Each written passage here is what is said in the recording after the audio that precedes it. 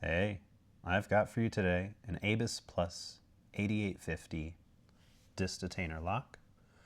This is a lock I have been working on for quite a few weeks in order to get an open that I'm confident enough to put on camera.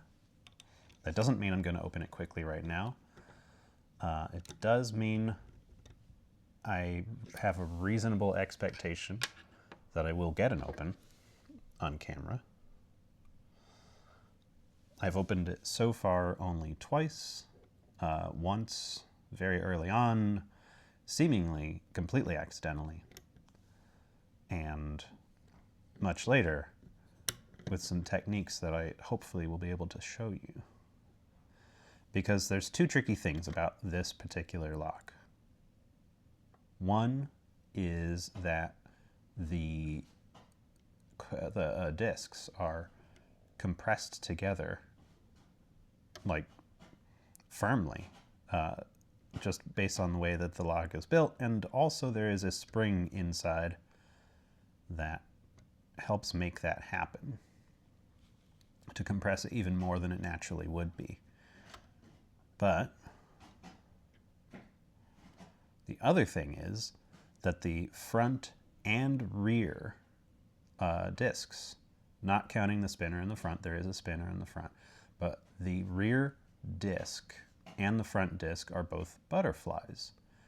So even though they are what would be zero cut if they were not butterfly discs, the butterfly, if you don't already know, what that means is the center of the disc, rather than being rectangular as the rest of the discs are, is sort of looks like butterfly wings.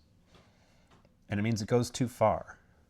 When you turn it all the way, as I have to do here, it has gone too far and it is no longer in its gate. And I have to contend with that. So let me go ahead and start actually picking number 1, because, or I should say number 9, because it is a butterfly and I know it. I want to rotate it. And I feel a little bit of lightness over here, so that feels like just a little bit of rotation puts it back in its gate. Number 8. Where did the there it was. I lost it. This is already off to a bad start.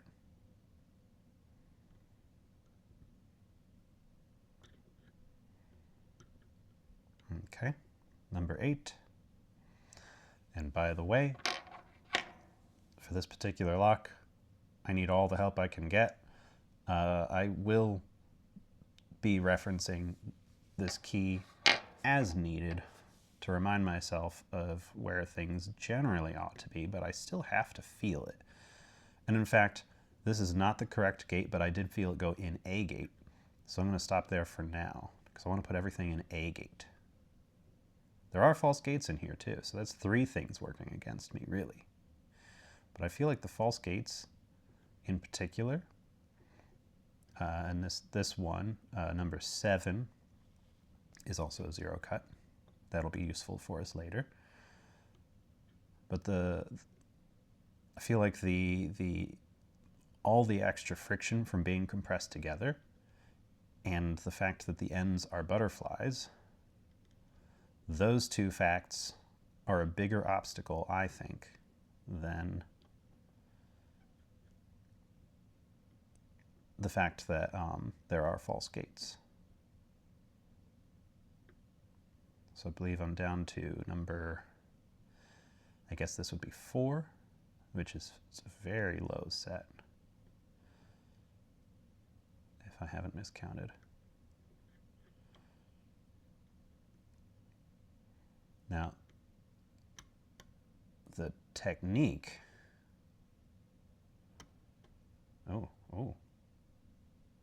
this is feeling very nice, actually. Yeah, now we're down to the end. So this is 2, which is also very low set. 3. Now I'm not turning this all the way. Now this is one thing that kind of threw me for a while. I had to take apart the lock and examine it a number of times in order to figure this out. The key if you look at the very number 2 cut, which is this first giant cut here, it looks like you wouldn't turn it, it wouldn't turn at all while it's being turned in the lock. But that's not true. It is turned a little bit, just a little bit, which means because I'm starting from everything turned as far as it'll go, I turn it back just all the way back, but slightly further up from that. This seems good for now. No, maybe number 3. So let's check number 2. Number 2 is there. Number 3, it seems all right for number 3. Number 4 is going to match number 2, so it seems about right if number 2 is right. Number 5 is a 0 cut. And so I'm going to do something. Not everything is in place, but I'm going to try to see if this works, because at least, okay, not yet. I'm going to keep going on other discs for now. And what I'm doing there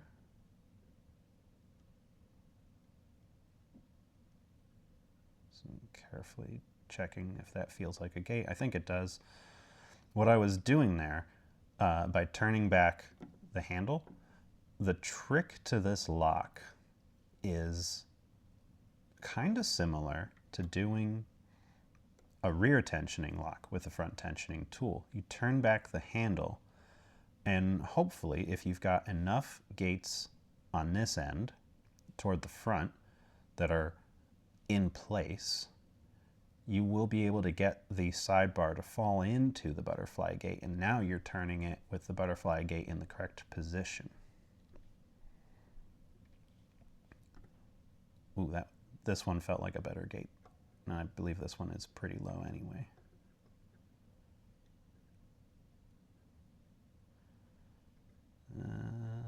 This one's the butterfly again. I think some of these might get jostled as the other ones next to them get adjusted, but by and large, it won't be a problem if you're applying reasonable tension. Okay, let's try this again. So my goal right now is to try to catch. Okay, so I don't know how well the audio is going to pick this up. But somewhere around here, yeah, right around there, I can feel right here that it has caught into the gate on the butterfly disc, but I can keep pushing. And I do not want to be able to keep pushing. I want to be able to push lightly and have it hold in place. And what that's telling me is that these are not necessarily adjusted correctly. So the other tricky part about getting these set correctly is that because when pushing all the way, the butterfly is not in a gate, which means you're going to get very little feedback for the things next to it because it's not deep in a gate yet. So you have to be very attentive. Push it too far and see what that feels like. Oh, that one felt all right. So how about this one?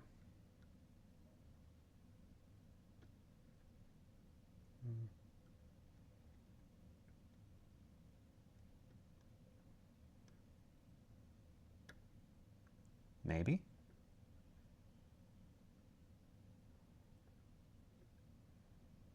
All right. So I'm going to go back on here and try again.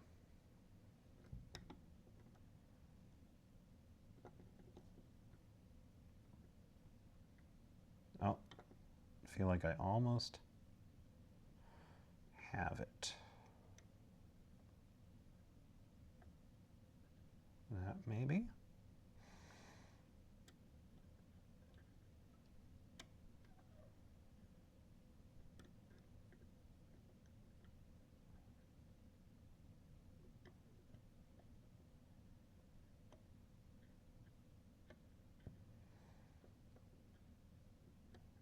about now?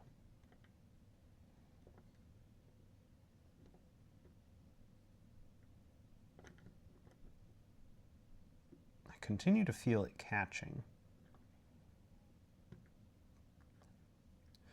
So I'm going to try even further. That one felt like it just went into something, so maybe that'll help it catch if the others are correct.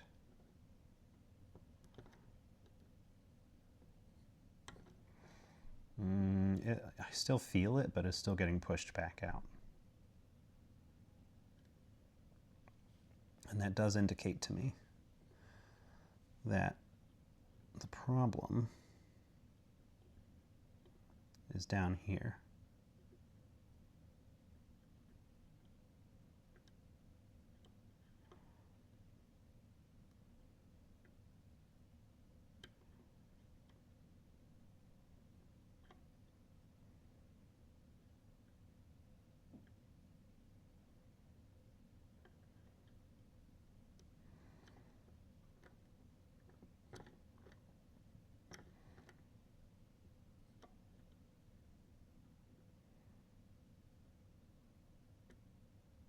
How about even further down?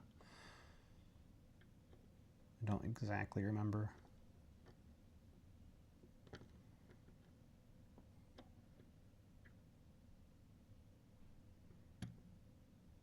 I'm going to push this one up and try to bring it back down again.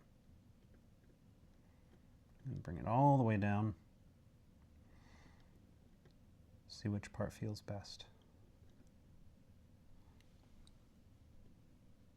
This one's a very shallow cut. If you look at the key, it's a very shallow cut.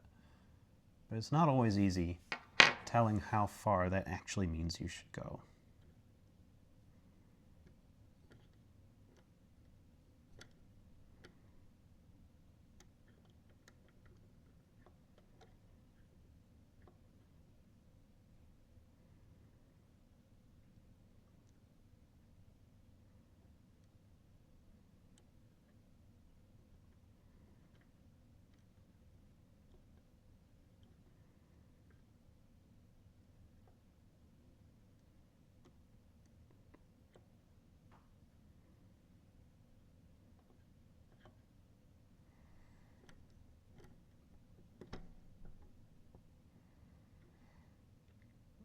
Everything is in,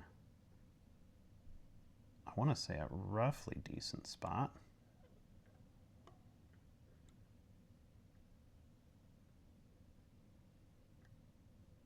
I think. All right, so this one in this end is definitely a higher cut than on the other end, so that's around here somewhere.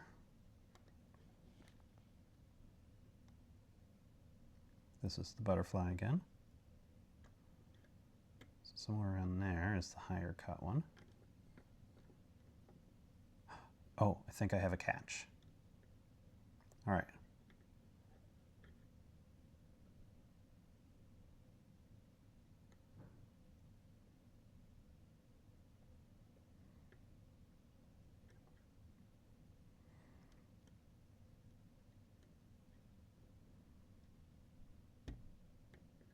Nope, I lost the catch. Okay, so that one should have been higher up, because that's probably what pushed it out of the gate.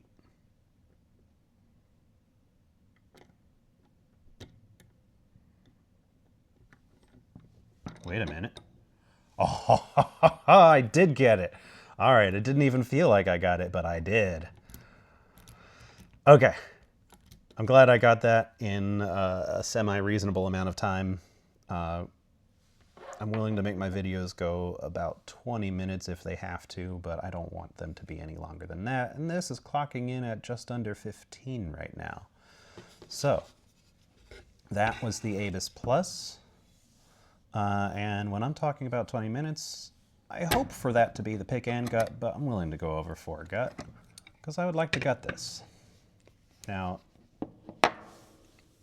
the pinning tray I have is not very good for disc detainer.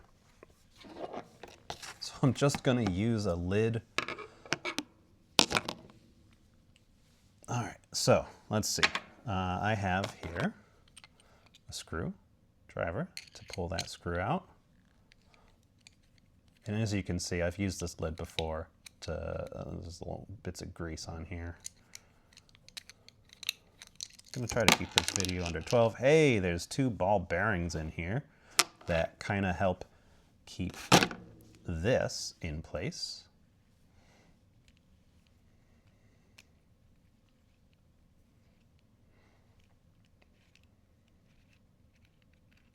All right.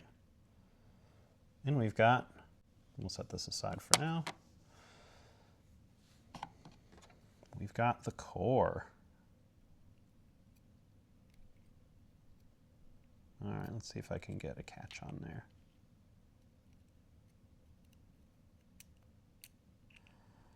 By the way, I would love to give credit to the folks on the LPU Discord for helping me to acquire that technique, because oh my god, I've spent so much time on this. Here we have the sidebar. I feel like so many times I felt like it was just beyond me. In the end though, here I am on video, catching it, taking it apart. So here's our spinner. So if you're not on the LPU forums, I recommend it. They also have Reddit, to my understanding, but I personally don't do Reddit, so I recommend the Discord. All right, our first. Okay, let's do it with the gate pointing up. Our first disc.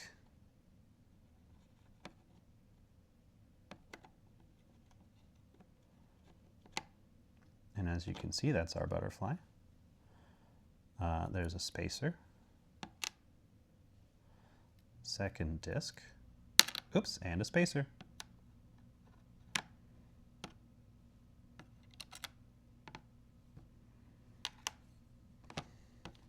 This flipped.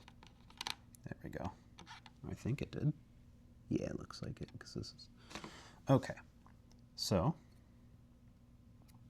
disc 3.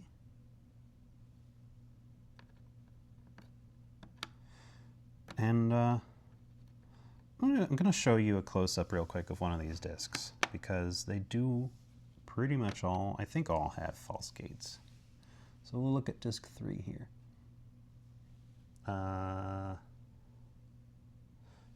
Okay. Here, why don't I zoom and I'll do it that way.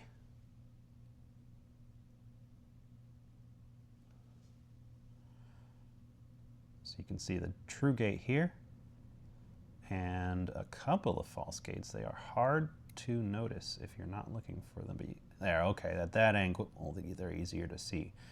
They're just extremely shallow gates. They are not big enough to allow the sidebar to fit in, but they may feel like a gate at first. Okay. There we go. All right, so that was that. And all of the discs have that. Oops. Disc 4 and a spacer. And these are very thin spacers that you can tell they're like sort of indented. That I believe that has a sort of springiness to them to help the compression.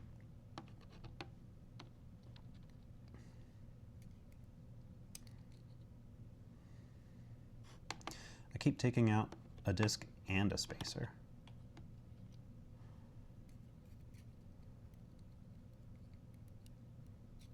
Here's a spacer alone.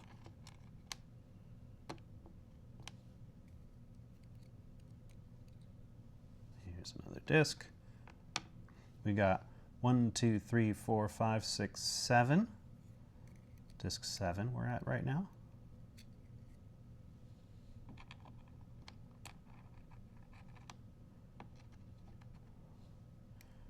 Disc 8, so disc 9 will be our other butterfly.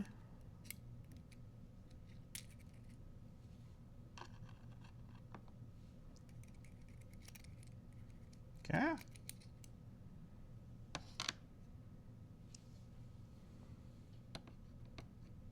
I think I flipped that.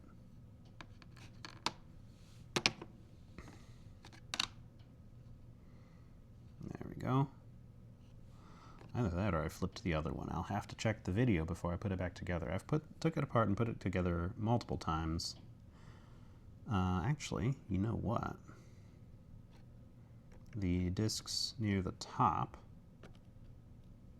Okay, yeah, this is correct, because these 3 discs were the ones that were giving me trouble, and you want to rotate them pretty far, but not all the way.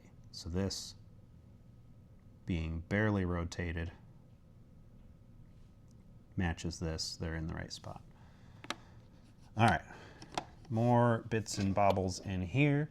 I am going to regret this when I put this together later off camera, but these 2 ball bearings and this other end of the core that I'll get to in a moment, but these 2 ball bearings are what hold the lock closed, or even this in place. What a pain. Now I have to deal with that. Yeah. Now the last thing here, this is the spring. I believe I mentioned it earlier.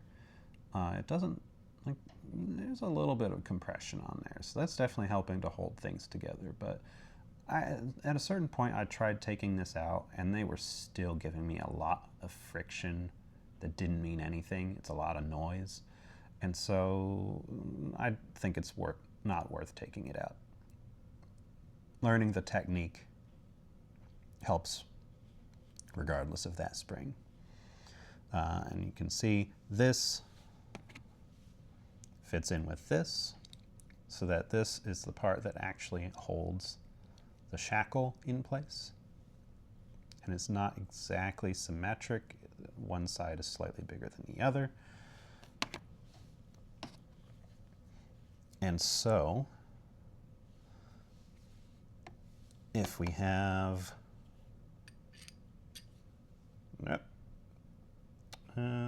this side, okay. If we have the in like this, and we have a ball bearing that goes in, I think I got it in there. Well, it's not doing a very good job of holding it because there's nothing keeping the ball bearing in place. So let's go ahead and fix that. The larger side goes in toward there. And now, if I did this right, which is I may not have, I did not.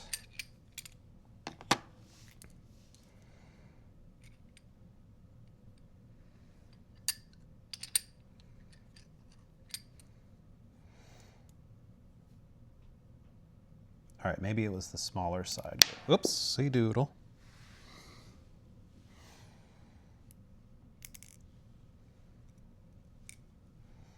Maybe it was the smaller side.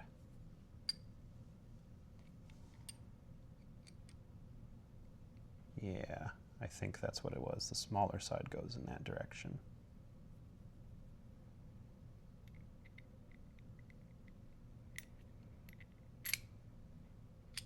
Yeah, okay.